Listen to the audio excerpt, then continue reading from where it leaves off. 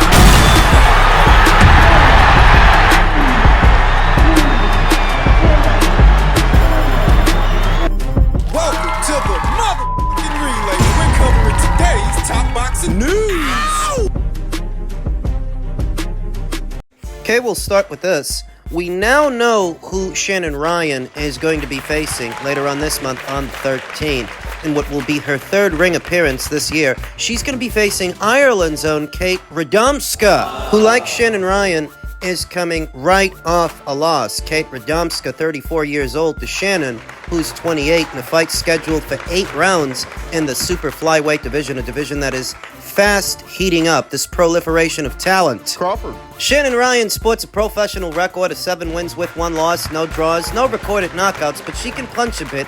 If you've seen her, you'll know there's some mustard on that hot dog. She's coming right off that loss to Madrimov earlier this year in what I still consider a productive year. This will be Shannon's 3rd ring appearance, and even the loss to Madrimov can be counted as a learning experience. Beneficial in its own way. Kate Radomska, who sports a professional record of 4 wins and 4 losses, no draws, no recorded knockouts.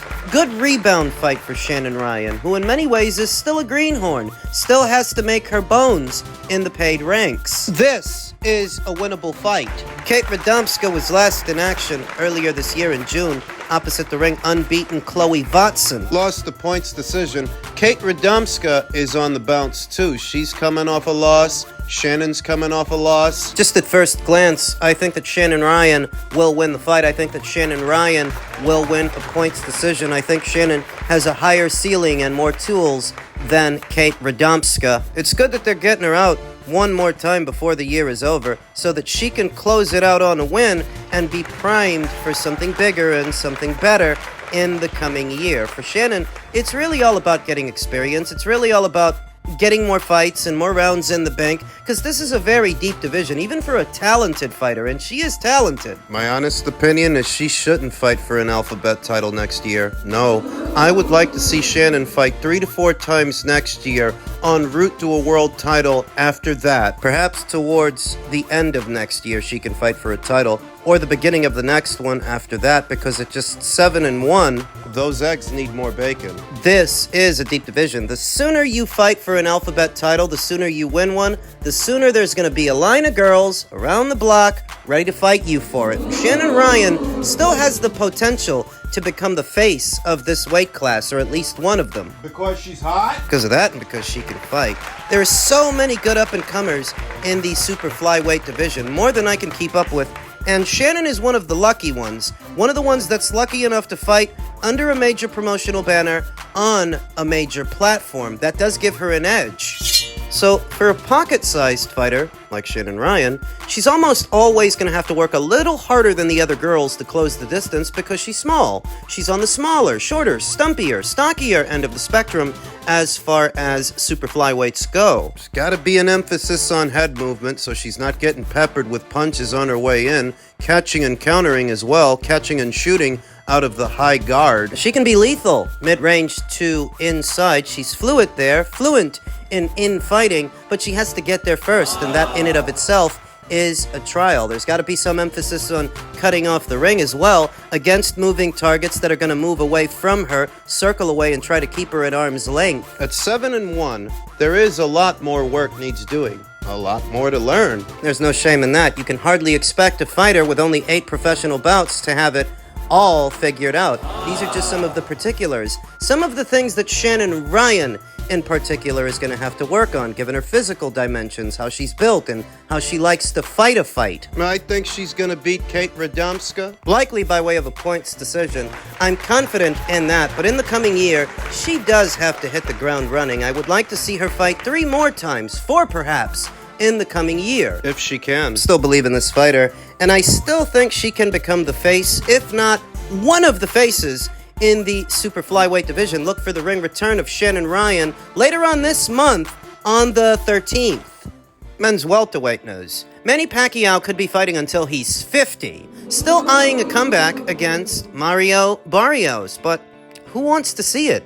The name of Manny Pacquiao is not worth now what it might have been worth a decade or so ago. He's 45. There ain't no country for old men. Sand in the hourglass of Manny Pacquiao's on-again, off-again flirtation with fighting could be winding down. The Filipino icon turns 46 in December, has not fought professionally since 2021, looked like a shell of his former self in a July exhibition, and is pursuing a political role in his native Philippines early next year. Although the 8-division champion Pacquiao, 62-8 with 2 draws, 39 knockouts, is a surefire lock to be a first-ballot International Boxing Hall of Famer when the inductees are announced later on this month, Pac-Man still believes he has one more run left in him. He's running for Senate in the Philippines from February 11th to May 11th. If he gets something by, say, January 31st of next year, he's ready to rumble. Pacquiao's promoter and right-hand man, Sean Gibbons, told Boxing Scene, "I don't know what's going to happen after that with Manny. He could be fighting until he's 50. Pacquiao had been linked to a potential bout against WBC welterweight champion Mario Barrios throughout the year, but after looking vulnerable in his exhibition against Rikuya Enpo, who's set to be facing Ryan Garcia soon, Barrios instead turned the page to a title defense against Abel Ramos in November. Manny didn't look as good as Enpo because of a lot of things behind the scenes. Yeah, all of that sounds nice, but it requires more consideration than the paying customer is supposed to give. Ultimately, this is all supposed to be entertainment. We're supposed to be entertained, not scratching our heads that Manny Pacquiao is still fighting at 45 years old, especially when he hasn't fought in over 2 years. The last time we saw him was over 2 years ago in the Yordenis Lugas fight, the fight that he lost, and he looked his age then. 2.5 years later, how do you think he's gonna look? Ugas doesn't have eyebrows. Manny didn't look as good against Enpo because of a lot of things behind the scenes that went into it, Gibbons explained. He didn't overly prepare for it. He thought he was fighting someone else, and it ended up being a bigger guy. He felt great. But what else can you do? It was an exhibition. He was there to just move around. The other guy thought it was a real fight. He came to make a name off of Manny, and Manny still easily cruised through the thing for a guy that got off the couch. I told Manny that the Barrios fight was the perfect fight to make. Things got in the way with certain people in his ear, but that fight is still possible. It could still happen in June, July, or August. One last one. Doing the fight at the end of January, I mean, that window is fast closing because we're in December now. You would have to strike a deal in a jiffy. And in order to strike a deal, well, you're going to need a financier. Someone to make it worth Mario Barrios' while. The WBC champion, I remember reading quotes from Bob Santos, who trains him, that is a fight that they're receptive to. That is a fight that they would do, but they're not going to do it for free. Mario's name has been recently attached to a potential Conor Benn fight, which would be worth some money, a potential Jaron Ennis fight, unification match. And it's looking less and less likely that you could do this thing between Mario and Manny at the end of January, so you would have to push it out further into the year. And what is Mario supposed to do? Unbeknownst to most, there's a mandatory incoming. There's going to be a mandatory in the queue by the time that June and July get here. The winner of the upcoming Sissoko versus Kavaliauskas fight. Very risky fight for Mario Barrios. That is a WBC final eliminator intended to crown his mandatory challenger. The crux of it is that Manny doesn't have the luxury of time, but neither does Mario. He's got a small window that's getting smaller to make some money out of being WBC champion, to make some money off the green and gold belt. He can't afford to wait for Manny until the summer months. Pardon me for saying so, but the name of Manny Pacquiao is not now worth what it once was. That if you have it in your head you're going to do this in America and bill it as a pay-per-view, it's not going to generate but so much money. Don't forget, the Ugas fight didn't sell that much. Remember, that was a pay-per-view, and it only did add around 200,000 buys. That's not a lot. So over 2 years later, when Manny's 45, going on 46, what do you think that's going to do? I understand that boxing fans are sentimental. They are, but they're cheap also. You think you're gonna charge people $80 to see this? How many of them do you expect to buy it?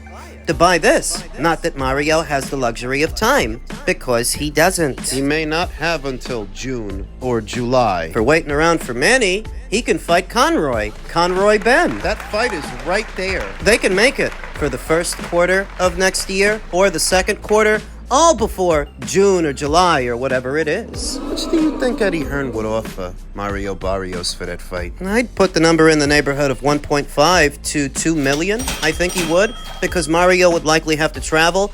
They would likely want to do it in the United Kingdom. A big UK return for Conor Ben against a familiar name in a title fight. So I figure for that, offer's got to be somewhere in the neighborhood of 1.5 to 2 million. Conservatively, it could very well be more. A little more, but that's a situation to where you are going to have to pay to play. Couldn't he get more than that fighting Manny? In theory, he could, but who'd be guaranteeing him the cash? Who would formulate the guarantee? On what platform? The caveat is, fighting Manny would require him to wait. It might require him to wait until the summer months, and by the time that summer gets here, he'll have a mandatory in the queue. A high-risk, low-reward opponent in either Sulaiman Sissoko or Igas Kavaliauskas, both of which I would pick to beat Mario. He doesn't have the luxury of time. And I don't feel the need to overcomplicate things. As a boxing fan, I don't want to see a 46-year-old Manny Pacquiao boxing for an alphabet title next year. Manny's time has come and gone. Focus on your political career. That is what it all boils down to for me. Do I want to see Manny fighting for a title? No. Just to have to vacate it afterwards because he's not going to unify it. It's not like he's going to go on to fight Brian Norman or Eimantas Stanionis or Jaron Boots Ennis if he were to win that title. It's simple. I don't want to see a 46-year-old Manny Pacquiao, 2 years removed from the sport of boxing for an alphabet title. He's old now. Call it a career. And finally, earlier today, the big Riyadh season megacard set to go down in February was officially announced by Queensberry Promotions. Many of the fights are the ones we've been hearing about. The Shiraz versus Adamez fight, the Zhang versus Caballel fight, which has now been approved as a WBC final eliminator, and we'll talk about that in another video. Daniel Dubois versus Joseph Parker, where initially I thought that was going to be the main event. Better Be versus Bivol 2 is going to be the main event. That appears to be the co-main event. Stevenson versus Schofield appears to be a go. Buatsi versus Smith. Callum Smith, who was in action this past weekend. I wasn't expecting they would get that fight done so quickly, but there it is. I love it. I love every single one of those fights, but those aren't the fights that are creating confusion. Those are not the fights causing a stir in the boxing cosmos. Seen here, Virgil Ortiz, who was initially thought to be facing Xander Zayas on this same show, is now slated to be facing former WBA junior middleweight champion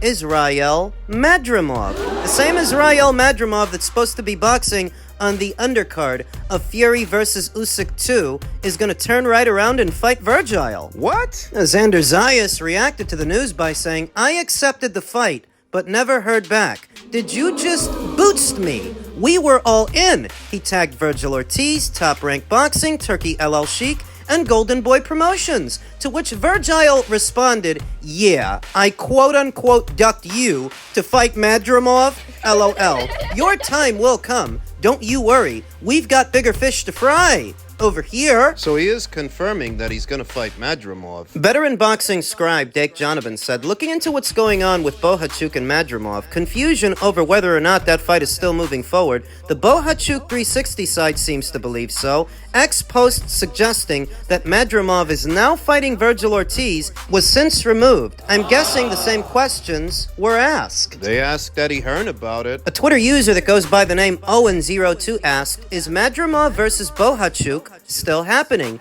To which Eddie Hearn responded, yes. The confusion that we're seeing. Veteran boxing scribe Chris Mannix summed it up adequately. It would make zero sense for Madrimov to be in a physical fight with Bohachuk with an Ortiz date 2 months later? Those are two very dangerous fights. That's why people are confused. You're gonna get in a rough and tumble fight with Sergey Bohachuk later on this month to turn around less than 2 months later and face Virgil Ortiz in what would undoubtedly be yet another physical fight. Look, I love the Virgil Ortiz versus Israel Madrimov fight as a fight, but I don't actually know that we're gonna get it. That's too quick a turnaround. Unless Israel goes in there and knocks Sergey out in the first couple of rounds with minimal wear and tear, it's questionable whether or not he could make it to a late February fight date for Virgil Ortiz, and that is a tough sequence of fights.